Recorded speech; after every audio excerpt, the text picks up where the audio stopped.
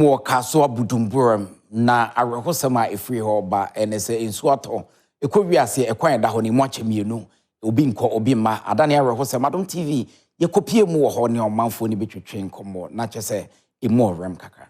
so tini a eda Gomoa Buduburam Aprah faso ama manfo etimpotem ho no mode wani atutu aka wonsem eno da nchen a ekwan a efiri Gomoa Aprah eko Buduburam no so emu achemienu sesei adesuafo esese wonum eko school no enadwo yi wantumi anko school wonum wansu yetu wonum afiri wonfie no ede adesrede ato Gomoa ismensini no wonum ra hyebedwani ene mampanyi dondramani mahamanum se ome wonum emwa nipa na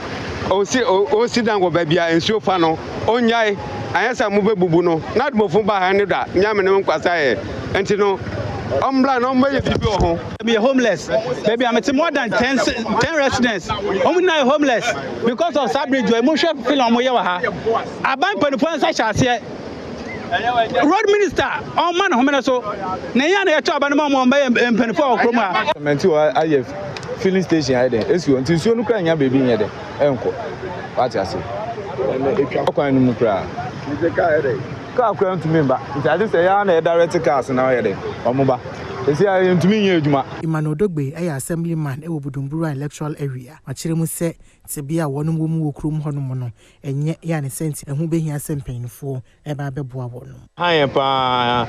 especially omo Buduburam omo use this stretch I call Aprah and this whole community I flooded say kwan no mu ache mienu nsuo agi afa nti unam krapo a na usuro de ehia mekrapo ye student aya omo cross ediko nti animanimi ya mesre aban se aban embrem